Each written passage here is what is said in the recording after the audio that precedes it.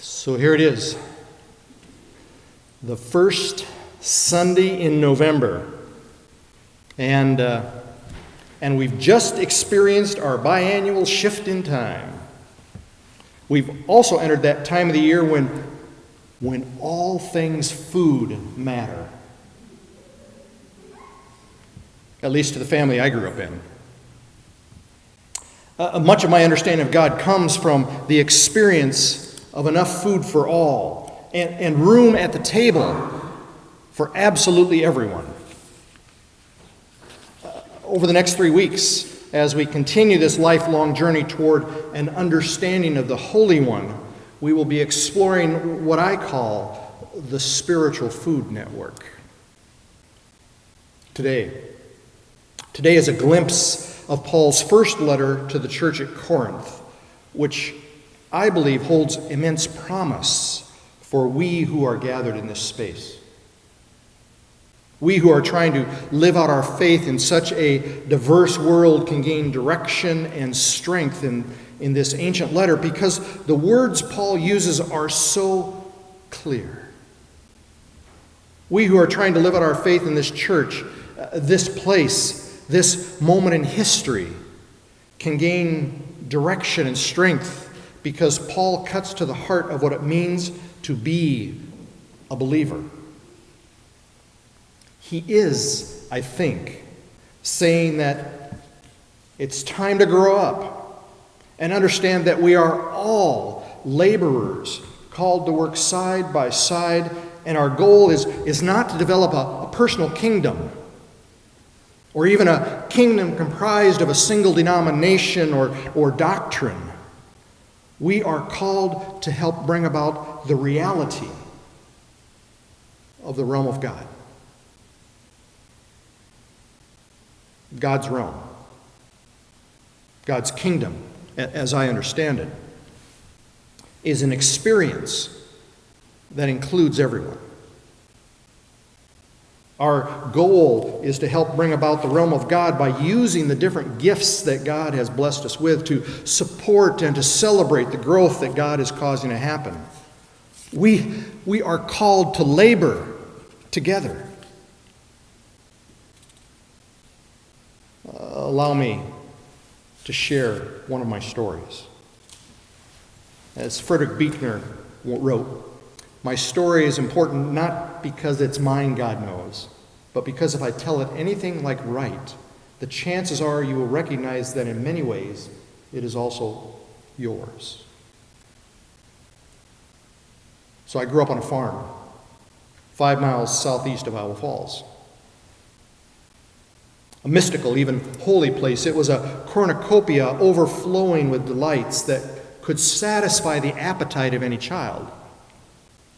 From the dark, old-growth timber to the harsh dust of the lonely gravel road, one could breathe in the life around.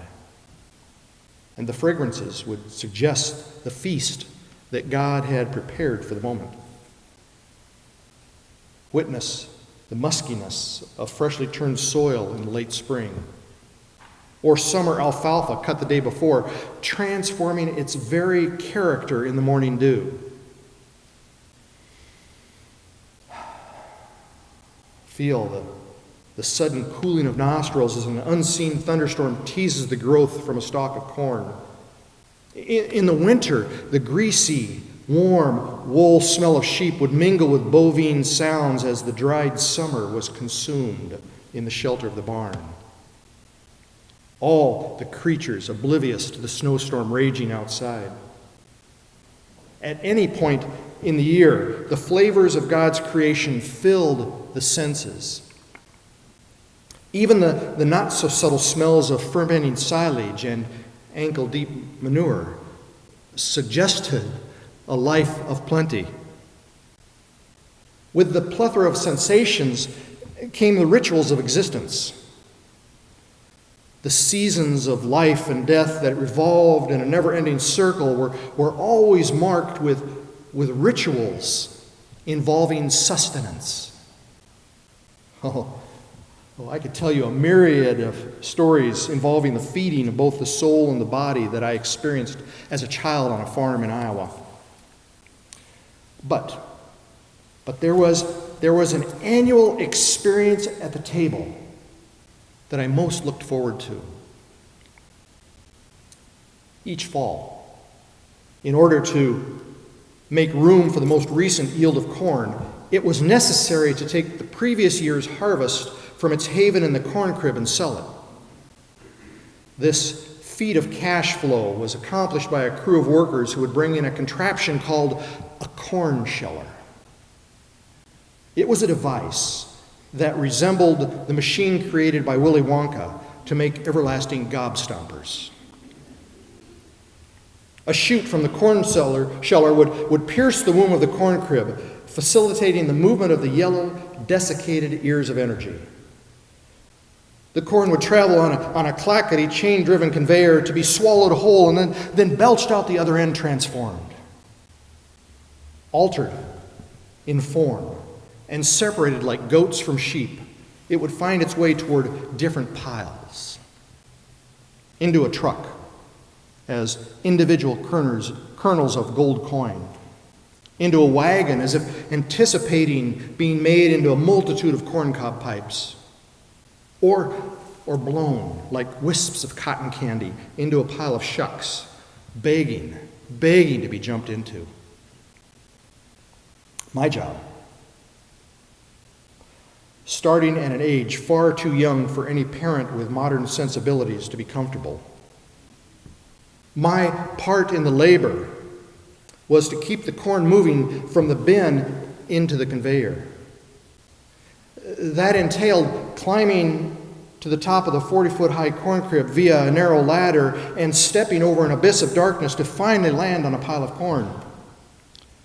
I would then pull the ears of corn from various nooks and crannies where it tried to escape detection, eventually riding the slipping mass of ear corn to the brink of violence just before it was gulped by the sheller. Every so often, as an added requirement of the job, I acted out the nursery rhyme of Little Bunny Foo-Foo. Only instead of hopping through the forest, it was little Chucky Kelsey sitting in the corn crib, scooping up the field mice and bopping them on the head. I was one of the laborers. Each of us performed a different piece of the task that was essential to completing the whole. Each of us did something different yet equally important. Each of us engaged in the vocation of the day with fervor. Each of us acting as alchemists, focused on completing the transformation of seed into gold in the span of daylight that was allotted to us. Regardless, however, of the need to hasten toward completion, there was always a sacred hour of rest in the midst of the mayhem. Punctually at noon, the cacophony of machinery would come to an abrupt and uneasy silence. The world paused in mid-gulp. Covered with a fine red dust and ivory corn husks, we laborers would emerge from our various stations to trudge together toward the house. After cleansing the sins of our employment at the outdoor baptismal pump, we would enter the sanctum sanctorum of the family dining room with a sense of awe, to behold a feast of epic proportions, prepared by my mother and my paternal grandmother. Now there would be a hen house piled high of the finest fried chicken, huge bowls of green beans cooked to limpness in onions and bacon, mashed potatoes whipped into a frenzy, just begging to be quieted in a smothering of gravy. There would be baskets of fresh-baked rolls to be moistened with globs of fresh churned butter, quarts of homemade canned dill pickles, and of course, there would be pies. Wonderful, succulent, mouth-watering pies. apple, pumpkin, pecan, lemon meringue, all staring us down throughout the meal, daring us to leave room, daring us not to take that third or that fourth helping of potatoes.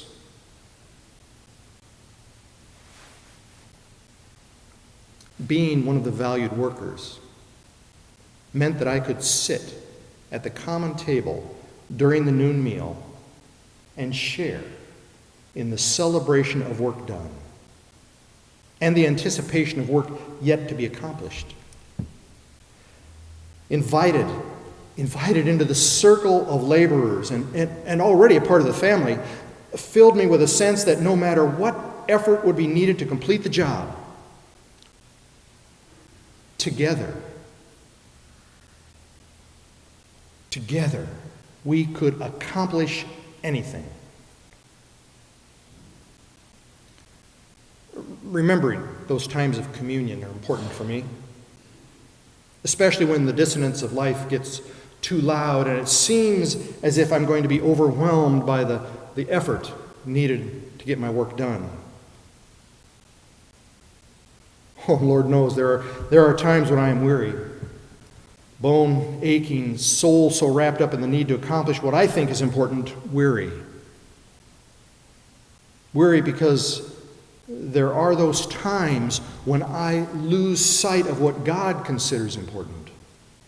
I become so focused on my investment in the task that I lose sight of the contributions and assets those around me also bring to the work. The weariness begins to overtake me when I'm not open to those who are willing to share in the workload and who bring different gifts to the table. Echoing Paul's words to the Corinthians, it's time to grow up. It's time to be the mature spiritual people that God calls us to be. It's time to labor side by side, using our different gifts for the common goal of a relationship with the holy. It's time to labor side by side to share the good news with anyone who wants to hear it. And in the midst of the work, to celebrate in the feast that gives us strength. Just a thought.